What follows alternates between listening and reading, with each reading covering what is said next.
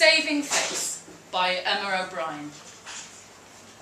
It has to be said that, even before I got caught fucking a fellow patient in a laundry cupboard, I hadn't made myself popular during my stay in the country's only OCD ward.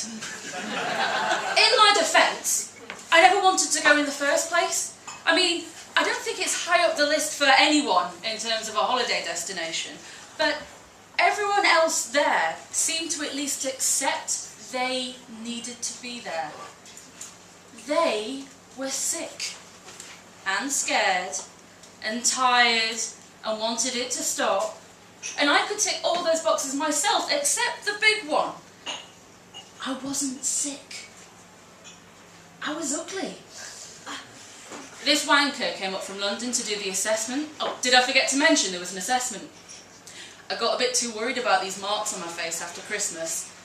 Ended up taking a bit of bleach to them, which didn't help because A, I've now got an even more disgusting blotch of scar tissue on the one cheek, and B, the hospital crapped themselves and rang this dude to come and do the assessment, which bagged me a bed in the OCD unit for my severe body dysmorphic disorder. Bullshit, I said, not at all being enamoured of the cut of his jib. How does that work then? Because if you've got something on your fucking face, at what point are you just inventing a mental illness to use an excuse for being ugly? All my BDD patients say something very similar, he said triumphantly, disappearing to advise my mother that her mutant daughter was also a lunatic. And within the week I was packed off down south, which may have come as something of a relief given the special episode of Biker Grove level of type of discussion my parents kept trying to initiate. Or at least it did, until it became clear they weren't fucking about. By the end of the first week, I was in the shit for refusing to take the scarf off my face. Only backed down on that one when I realised they were actually quite willing to take it away. Second week, I was unveiled as the centre of a loose conspiracy to work Peep Show quotes into every group therapy session. Got called upstairs to receive a stern talking to about undermining my therapy, which is how I came to be walking around outside when they were showing Stevie around. My first words to him were, "Stop fucking staring, you little creepy shit." So that was hardly an auspicious start either. Then there was the Dettol incident. So they had these therapy groups for that were supposed to teach you compassion for yourself and how to manage your anxiety, right? Only thing was, we all fucking hated them and wished with an unending fervour that the room would catch fire. But the lad that did them was so enthusiastic that I began to feel bad for fucking them up. So I just decided I'd sit there and say nothing. So anyway, it was like the second group after Stevie got there, and they were apparently going to teach us a way to make a relaxing space in our heads, right? So this time they asked us to bring a comforting smell.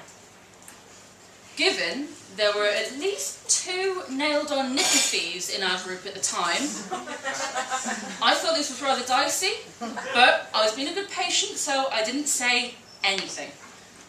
I found a little bottle of this perfume that my older sister used to use when I used to sneak into her room and inhale the secrets and think it was like fucking Narnia. And it actually did make me want to cry a little bit when I found it. This girl, Lucia, who had to be pulled out of a shower by the police to bring her in, and who was also my co-defendant in the Peep Show quote-affair, had bought a packet of juicy fruit, which I actually thought was quite sweet. So she sat opposite me, and we've decided we're not going to be a pair of little bitches for once, right? And then Stevie rocks up late, right? He's got this way of walking, my boy, this weird little lope to the right that I find almost heartbreakingly adorable. And it was the first time I noticed, which just tells you what a self-absorbed little mess I am, but there was no skin on his hands. Well, I mean, they were chapped, absolutely raw. to the point where the skin wasn't just flaked, it was broken and bleeding. And it went right up to his wrist and then stopped just past the bone, like some horrible kind of insanity mitten. Like, bloody hell, like the scar on my face, right? And all the while he's getting a talking to about being late, I'm looking and I'm thinking, I'm not. I can't be. I'd have noticed if I was that sick, if I'd...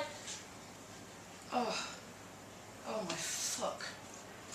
So anyway, he's apologising, and I'm in the throes of some total personality melt, and the therapist says, well, that's all right, Stephen. Did you remember to bring a comforting smell? And Stevie sat down next to Lucia, and he's looking all smug, and he pulls out a bottle of Dettol. Me and Lucia clocked it at the same time, and she's biting her lip, and a few others are shifting in their chairs, and Stevie noticed this, and he's baffled. What? He goes, that's what you said to bring. Stephen, the therapist dickhead, goes on, the idea is to... And he's giving all this about maintaining safety behaviours, and Lucia can't keep her face straight, and I'm going to hell anyway, so I put my hand up and I go, Can I just ask, Stevie, given that you're in a bang-up with the most OCD people in the country, and the whole point of this is to chill the fuck out, did you get that massive bottle of disinfectant and think, maybe they meant something like fried donut smell? About half the group are out and out pissing themselves, and on any other day this would have been an absolute result, but I'm looking at his face and it's like I've skinned him alive. Before anyone can recover enough to answer, he's bolted. The therapy dickhead can't decide if it's better to go after him or to deal with me, and while he's trying to reassert himself, it occurs to me that the lad was just being honest, and what he was being honest about was just sad. That wasn't fucking funny at all. That I might be able to actually learn something from that approach. That my Phantom of the fucking Opera face might be the least of my worries. The session didn't improve much from there. I was amazed he let me stay, so I thought I better fucking keep it shut and just sit there, and spent the entire rest of the session getting some fucking evil looks and wishing I could spontaneously combust. He found me first, hanging out the laundry window. It faces the back of the building, so it's ideal for smoking. I snapped to attention and dropped the ciggy as soon as I heard the door. Naturally, a move honed and polished by a girls' school education. Of course, I didn't have time to cover my face again. So he caught me both literally hideous and being the biggest bitch in the entire world. Both praying for spontaneous combustion and some handily distracting nudity. I've got good tits. They cover a multitude of sins. He didn't run back out when he saw it was me, which I'd kind of been banking on. I had these two speeches half prepared, one where I begged forgiveness and the other where I tried to style it out as a joke that came wrong. But he was looking me straight in the eye, and I cried. I just fucking cried. I was halfway to showing some actual backbone and apologising like a decent human being, but he looked at me and it just tore me in half. And there we were, in a mental hospital, with his scabby hands on my scabby face, and he's telling me it's okay, and I'm just saying, it's not. It's not.